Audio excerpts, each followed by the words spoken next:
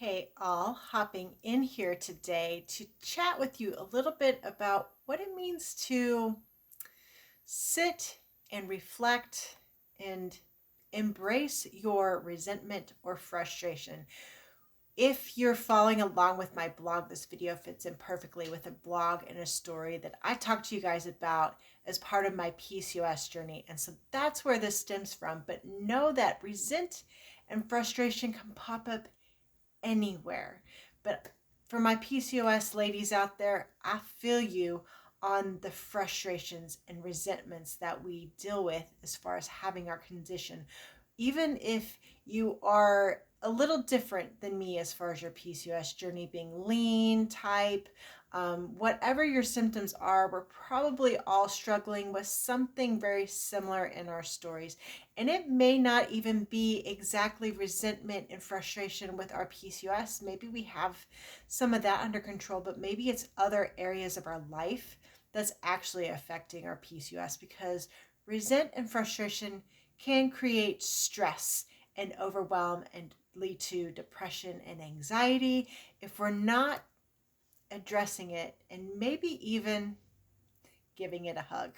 Yes, I know that sounds very crunchy, tree hugger like, but I promise you, our emotions, the things that we feel, how we resonate with things, and our perspectives, they all play a role in how we show up in this life and respond to things. And what most of us do with resentment and frustration is find more of it, and we dig deeper, and we just I lost the words that I was going to go with here, but we end up creating more of it really at the end of the day.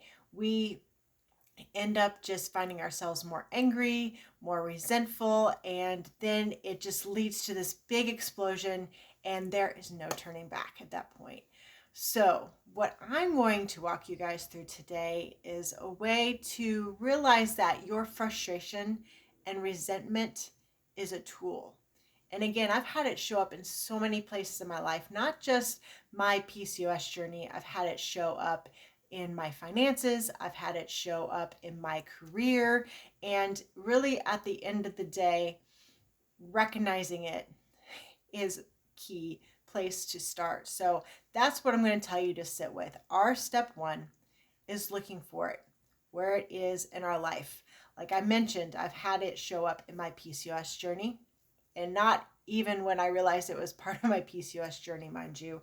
I've had it show up in my career, in my field, and I've had it show up in my finances, and I've most definitely had it show up in friendships, relationships, those kinds of things. So recognizing where you're seeing it, and you may have it in multiple places in your life. I challenge you to focus on the number one, the one thing that's going to really make maybe a life change or an impact for you. So focus on the one area. And for this video purpose, I'm going to kind of walk us probably more through like PCOS, because that's more of the people that I kind of talk to. So, but this can apply to so many people. Many of us struggle with weight and how we view weight. So this example will probably resonate. And if you go read my blog that's attached to this video, that's literally the story that I talk about, is my first relationship with body and food and not loving myself. So go check out that blog. It's linked below this video. But we've looked for it. So now we've kind of seen where it's popping up in life. Now I'm going to ask you to listen to it. And this is more like digging the why. And as humans, we really kind of struggle with it. We can't always explain the why. We just know that it's there, but really dig with it. So if for me, and when it comes to weight and those kinds of things, why is that a frustration? Well, I just want to be like everyone else. Like, I want to be able, in my mind, I think everyone can sit down and eat a candy bar and also go enjoy like a salad or whatever, and they come out completely fine. In fact, they don't even have to run. They can sit down and watch TV and poof, they just magically burn off the candy bar. Where I'm sitting over here like, okay, well, I want like 10 more candy bars. And then I also want to sit on the couch, which is not really conducive and frustrating and all those things. But that isn't necessarily really the truth, but that's how it feels. So taking note of the why, let's go look at maybe a career thing. For me, a frustration for my why in this is the fact that I was really wanting to be somewhere else, wanting to see that, spend that time with my family instead of always having to choose my job and making my job the priority. My life was, everything was revolving around my job, and more so as I had more things going on in my outside life. It wasn't like that when I had less things going on in my outside life, which is always interesting how that seems to happen. So, just some other ways to kind of reflect and listen to why your frustration. Now, look at your trends. See what pops up. And this actually could probably even come in before the why. But what is the trend? What is the thing that is always happening? Maybe you're always doing something. Maybe it's always the decision.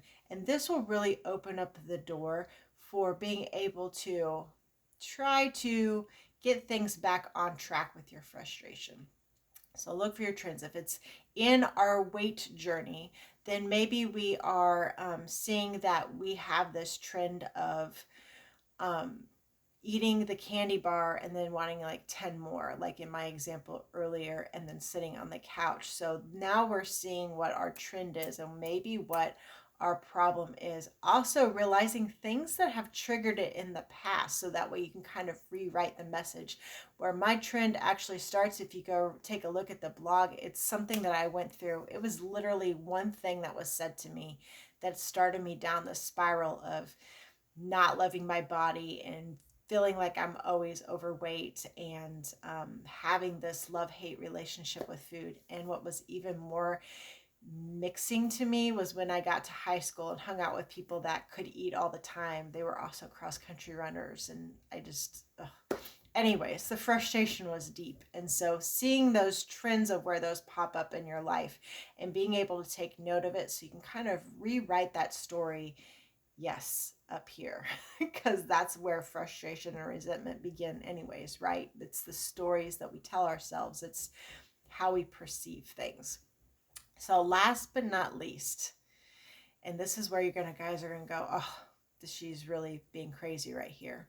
But I want you to be okay with it. Sit with it.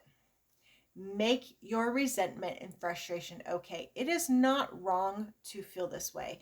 Again, remember, this is a tool, this is a gift, believe it or not, that we are being given to realize that something in our life is off track, and we ourselves are now in a place where we can receive the open doors and create a new journey for ourselves. We don't have to stay in the resentment and the frustration. This is a choice to stay in this place. We are then continuing to take the dagger of frustration and resentment and using them against us to force us into a box that we don't belong in. So go and utilize, recognize, see it, look for the trends, and then be okay with it. Once you're okay with it, once that you are sitting there and you're feeling it and you process the emotion and make it okay, this will allow you to open the door for the next opportunity to move yourself past the resentment, past the frustration, and on to your next journey. So hopefully you guys found this helpful. This is part 1 of a 2-part series. So stay tuned for the next series in talking about transitioning from frustration and resentment into achievement. And I look forward to seeing you then. Bye-bye.